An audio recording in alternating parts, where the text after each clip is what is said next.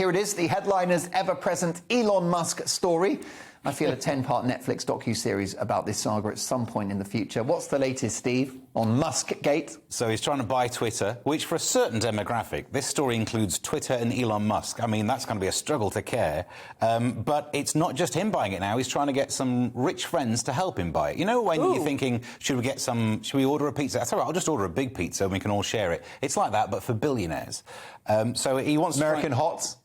Oh, why? That's not... Ham and pineapple? It's not how I'd call him, but if you find him attractive, it's the money that sways you, isn't it? But it's because of this poison pill thing. We're moving into the world of finance and beyond my knowledge zone here. But the idea is that the owners of Twitter, because they don't want Elon Musk to buy it, could release lots of shares, messing up the financial ability of Elon Musk to buy it. But that's if he owns more than 15%. So he's trying to look around and go, hey, rich people, why don't we all club in and get less than 15% each? It's one of the ways around it. I mean, if Elon Musk buys Twitter, I imagine the first tweet he'll do will be about that cave rescuer. Are we still holding that grudge? Or actually, I think the first thing Elon Musk would do is change it so that usernames can include special characters, because it's the only way that his kid stands a chance of getting an account. Very true. But, I mean, there's also a part of this story talks about the former chief exec of Reddit saying, like, Musk is biting off more than he could chew. The idea of trying to fix free speech, it'll drive him crazy. But he's a billionaire. He'll just sell it when he gets bored. Do you think that big tech is responsible for censorship, Dana? Well, I think when it comes to a platform as big as Twitter, I think we run into a danger when you have one person operating and owning it, right? Because that's a huge amount of power to have. It's a huge propaganda machine, let's be honest. He already has 80 million followers. What more does he want? It's going to be a long Tesla ad, maybe. I don't know. But, yeah, we'll see if it happens. What I'm more curious about is who he would want to buy it with him. Yeah, I mean, do you think that big tech is generally guilty of censorship, whether it's Facebook or Twitter or any of those other huge California-based companies? Well, censorship and freedom of speech, there is always a clause, right? Because I think the people who have been banned from Twitter a lot of the time, it is for hate speech, it's for harassment, it's for racism, it's those sorts of things. And I don't think that that's... What about the inventor of mRNA vaccine technology, Dr. Roberts? Forgive me, his surname escapes me now. Robert Malone, who was cancelled by Twitter. That was a bit harsh, wasn't it? Yeah, was he an anti-vaxxer? Well, I mean, he invented a vaccine. And but was he an anti-vaxxer? No, I don't think so. He'd had the vaccine himself, and he thought it should be focused on those clinically vulnerable, which I think is a perfectly reasonable suggestion to make. And for that, he was taken off the platform. Is that a good look? I don't know if it's a good look, but I think when we start getting into, you know, vigilante virologists online, we have to be careful. I think he deserves a better title than that. If he invented vaccine mRNA technology, I think perhaps he's earned the right. Perhaps he's earned the right. Perhaps he has earned the right, but I think that you have to be really careful when you have government-set mandates and information, especially from professionals going on. What about those that question the veracity of those mandates and government information? I mean, is history uncluttered by examples of government information that was wrong?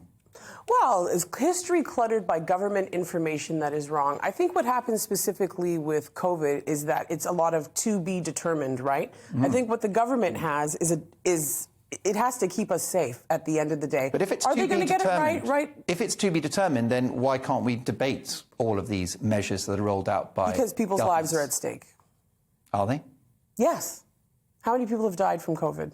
Well, I guess people with and from COVID, several million around the world. I lost 2 aunts and an uncle.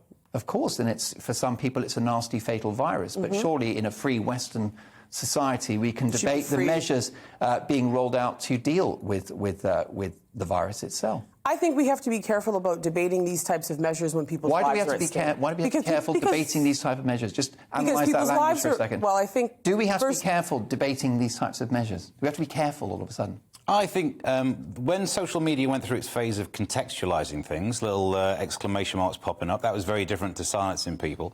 I mean, look, I've been impacted by this as well. Not only do we all have relatives, I keep harking on about the fact that my dad died of it back in January of last year. And so therefore, my instinct is to say, people are obsessing as if Twitter is freedom of speech. You are free to say whatever you want. Are you free to do it on another person's website where they are allowed to make terms and conditions? Is there some form of natural human right to one social media platform? It's not, though, is it? Well, and this is the essence of the debate, is that it's around the preservation of life. Many will argue that lockdowns will bring with them a higher death toll. So if you talk about government mandates, government policies which are there to save lives, that's not an open and Lockdowns shut will case. bring a bigger death toll. Please explain that to me. Well, the idea is that societal damage, so economic damage, the University of Bristol have pointed out in a report just 6 months ago that creating the biggest recession in 300 years will shorten and curtail the lives of 500,000 people. This is because of deprivation, other untreated illnesses and beyond. Do you know what else? Societies Do you know what else normally preside curtails? over shorter lives. Do you know what else curtails the lives of people? Death. You have to explain that one to me. Catching COVID and dying.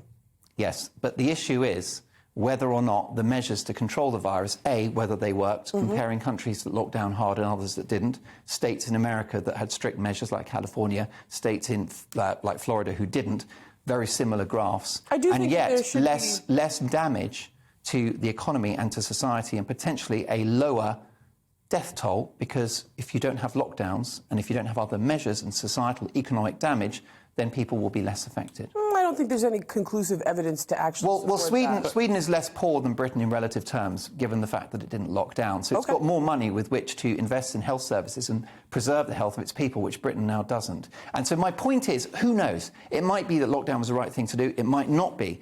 But central to my discussion here, in our discussion, is that on Twitter, we ought to be able to debate all the measures. And some people should be able to go on Twitter and say, no, lockdowns will do more harm than good, which is the view of Professor Jay Bhattacharya, head of medicine at Stanford Medical School, one of the most respected seats of education in the world. But this is a guy who himself has said that he's been censored on platforms like Twitter. Yes, I guess he So has this been. is a problem. Public health. You got to at a time when you're actually. We all saw what happened at the beginning. Is that dangerous misinformation? We all saw what happened in Wuhan at the very beginning of the pandemic. It was harrowing. The government And it wasn't reflective of the disease, was it, in the end? What do you mean it wasn't reflective? Well, the scenes we disease? saw playing out in China did not actually reflect across the rest of the world when the virus finally spread. Because we took precautions. Yes, but in the end, the virus was clearly one which impacted people of a certain status, which is their health, obviously vulnerable groups, that kind of thing. A third of people were told, act like you've got it. This was a virus that provided no symptoms to 30% of the population. Well, that's not a really good number when you consider there's a whole other 70%.